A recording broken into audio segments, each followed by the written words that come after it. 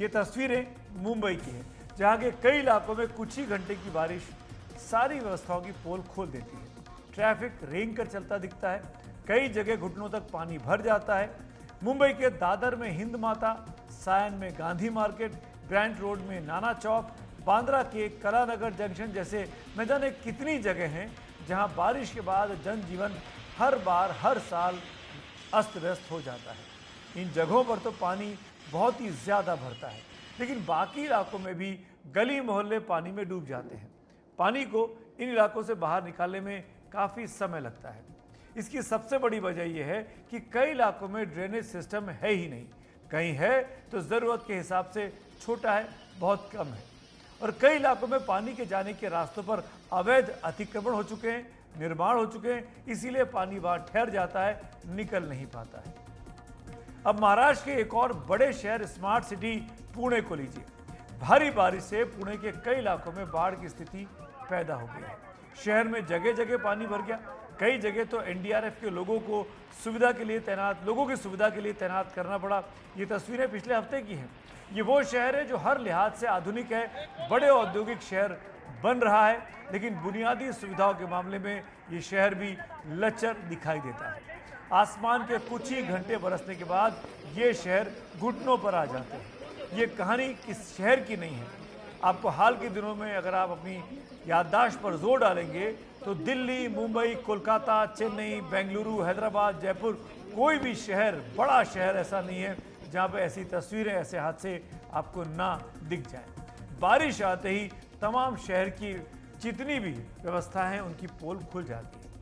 नागरिक सुविधाओं को लेकर ऐसी दिक्कतें सामने ना आए, इसी को देखते हुए भारत सरकार ने 2015 में स्मार्ट सिटी मिशन शुरू किया था। इसका मकसद नए और स्मार्ट शहर बनाने के अलावा पुराने शहरों की नागरिक सुविधाओं को नई जरूरतों के मुताबिक तैयार करना था।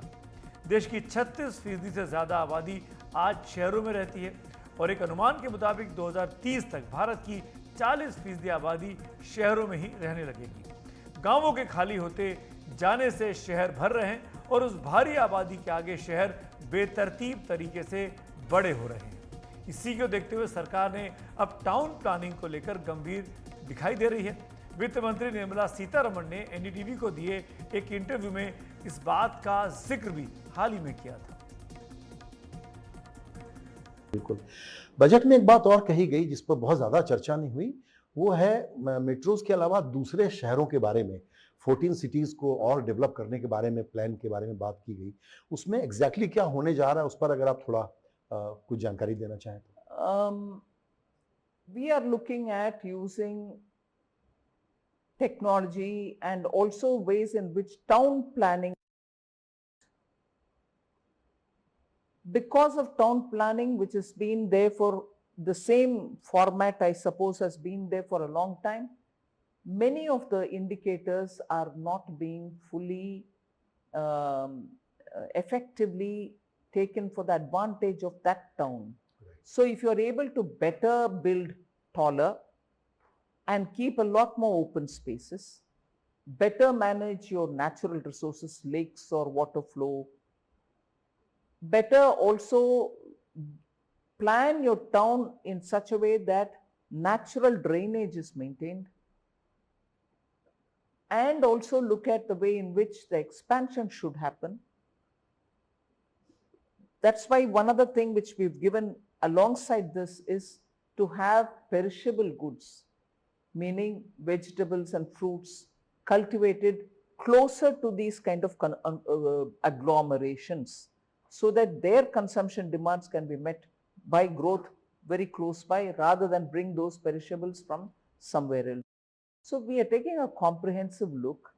We are also proposing that, which has not been probably mentioned in the budget, but efforts will be made so that when states come about to manage the waste better, mentioned in the budget is managing the waste, particularly the liquid waste, so that once that is gathered and which is done, the purification is done, at least go fill up the neighborhood in the outskirts, water bodies which are drying up due to extreme weather situations. So we are looking at a comprehensive way in which existing cities also can look up to be a lot more livable, lot more futuristic, without having to, constantly go on expanding. Those cities itself can be better re-energized. वित्त मंत्री निर्मला सीतारमण की बात से एक आश्वासन जरूर मिलता है, लेकिन फिलहाल असलियत यही है कि कुछ ही घंटे की बारिश हमारे शहरों की पूरी बुनियादी व्यवस्था पर भारी पड़ जाती है। देश का शायद ही कोई शहर होगा जिसने बारिश के पानी के निस्तारण का ठीक ठाक इंतजाम किया हो।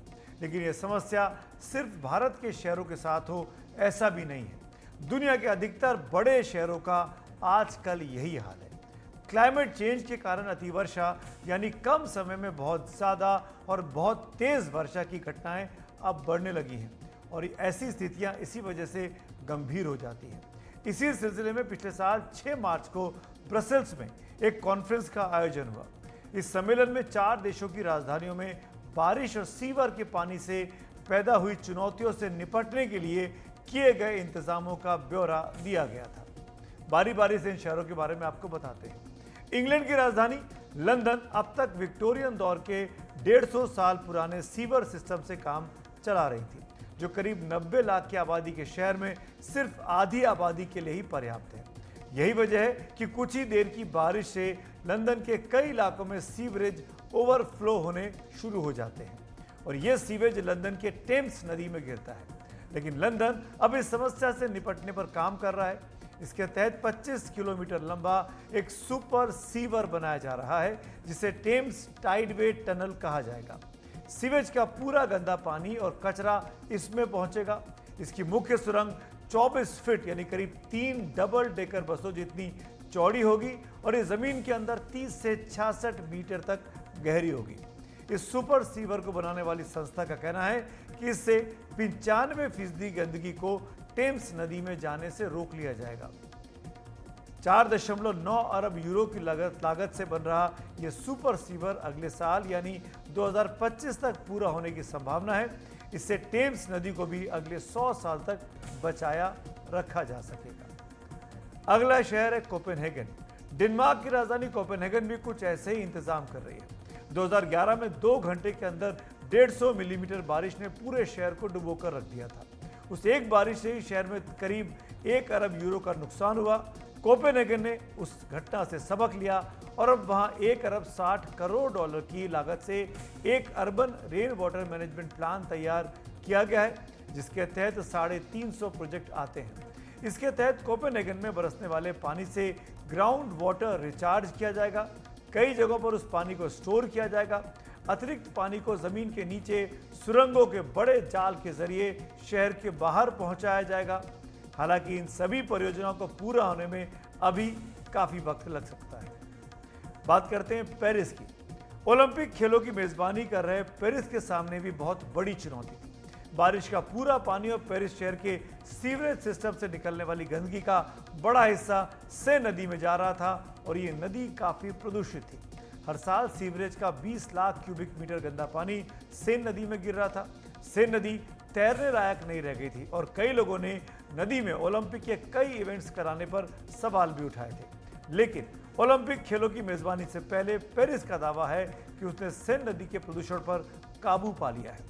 इसके तहत कई परियोजनाएं तैयार की गई। इन्हीं में से एक है मैरी क्यूरी गार्डन, जो पेरिस के दक्षिण पूर्व में तैयार किया गया है। इसके तहत एक स्टॉर्म वाटर बेसिन तैयार किया गया है, जो 20 ओलंपिक स्विमिंग पूल्स के बराबर बारिश के पानी को रोक सकता है। इसके अलावा घरों और मोहल्लों के सीवरेज सिस्टम को भी पेरिस में दुरुस्त किया गया है। बेल्जियम की राजधानी ब्रसेल्स में 1 करोड़ क्यूबिक मीटर गंदगी हर साल सेन नदी में गिरती है, लेकिन इसकी सफाई के लिए ब्रसेल्स ने 2022 से 2027 तक एक वाटर मैनेजमेंट प्लान तैयार किया है, जिसके तहत नदियों के किनारों को ठीक किया जाएगा। वेस्ट वाटर ट्रीटमेंट प्लांट सुधारे जाएंगे। इस बात के इंतजाम किए जाएंगे कि गंदा पानी सीधे नदी में ना गिरे। नदी में तैर रही गंदगी को उससे बाहर निकाला जाएगा। तो ये तमाम इंतजाम बड़े शहरों में किया जा रहे हैं। हिंदुस्तान में क्या तैयारी है और जो परसों हुआ दिल्ली में, वो तो खास बात यह है कि देश की राजधानी में हुआ है। 2 खास मेहमान मेरे साथ जुड़ रहे हैं, परिचय करा देता हूं, इसी बारे में हम बातचीत करेंगे। प्रोफेसर ए के गुसाई हैं, जो कि सिविल इंजीनियरिंग विभाग के आईआईटी के प्रोफेसर हैं, आपका स्वागत है। और जाने माने टाउन प्लानर दीक्षु कुकरेजा भी इस बातचीत में हमारे साथ शामिल हो रहे हैं, आपका भी बहुत बहुत स्वागत है। प्रोफेसर गोसाई उन कुछ लोगों में से हैं जिन्होंने दिल्ली के लिए एक मास्टर प्लान तैयार किया था, ड्रेनेज के लेके खास तौर पर। तो मेरा पहला सवाल गोसाई साहब आप ही से है, क्या आपको लगता है जो आपने प्लान दिया था उस पर अमल किया गया? क्योंकि ड्रेनेज की व्यवस्था कम से कम राजेंद्र नगर के उस राउस कोचिंग सेंटर में तो नहीं दिखाई दी।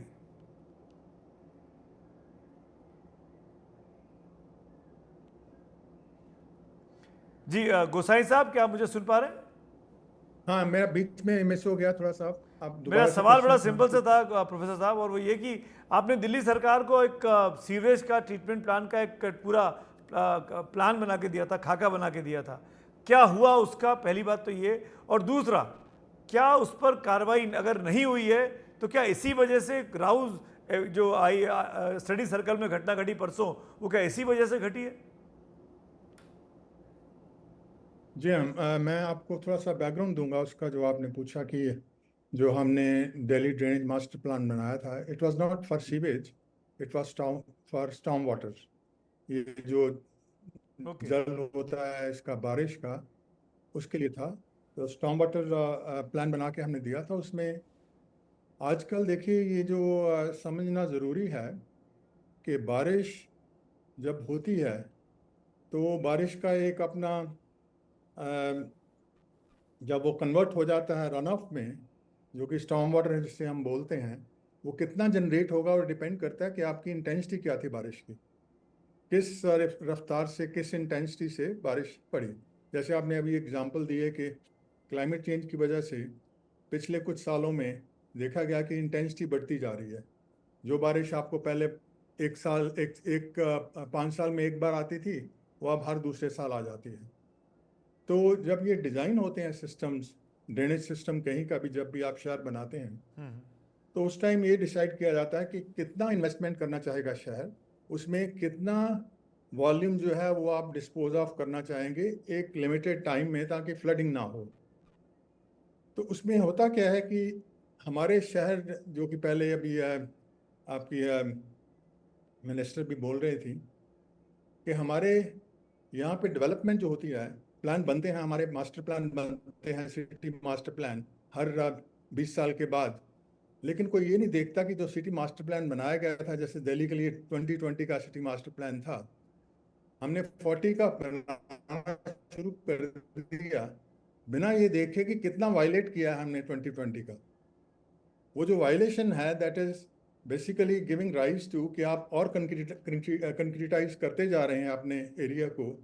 फॉर एग्जांपल, अगर आप 50 साल पहले अगर बारिश आती थी एक 10 सेंटीमीटर आप अगर एक दिन में आई, तो उसमें से 50% जो है पानी वो सोख लेता था ज़मीन, जो कि खाली होती थी, जो कि नेचुरल ग्राउंड थी। तो 50% ही सिर्फ उसका स्टॉर्म वाटर जनरेट होता था।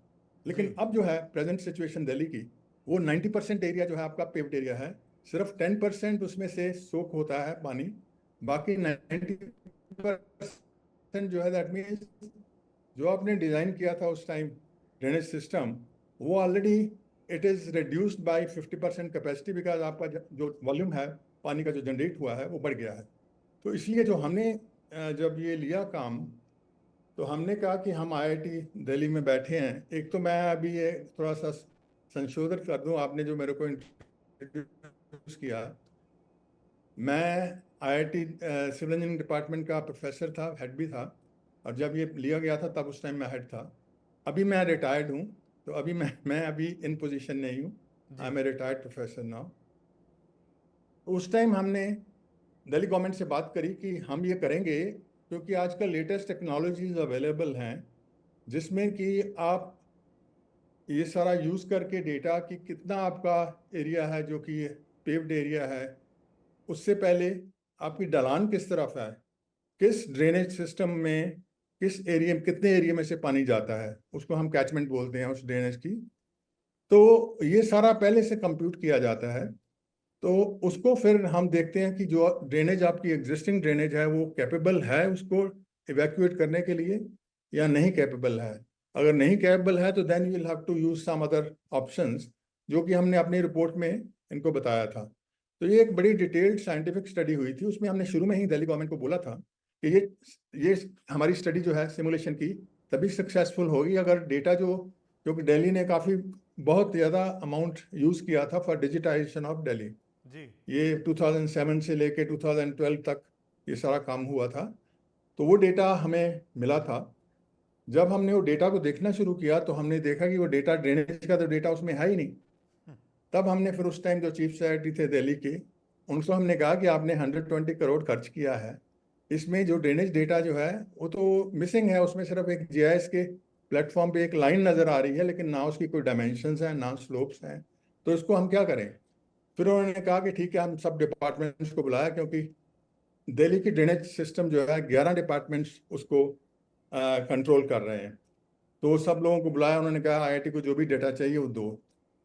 उन्होंने डेटा तो लेना शुरू कर दिया, इनके कंट्रैक्टर्स लग गए, लेकिन हमारी रिक्वायरमेंट ये थी कि आपको ये डेटा ऑथेंटिकेट करके देना पड़ेगा कि जो डेटा आपने हमें दिया है वही ग्राउंड पे है या नहीं। वो जो रिस्पेक्टिव डिपार्टमेंट्स हैं वो उसको टेस्ट करेंगे जी और उसके बाद हम यूज़ करेंगे उसे, तब फायदा होगा। वो 1-1.5 साल निकल गया, किसी ने कुछ नहीं किया। हमने फिर जो भी हमारे पास डेटा आया था उसी को लेके हमने उसके मॉडलिंग करके बता दिया कि ये एरियाज हैं, यहाँ यहाँ पे हमें ये दिखा है।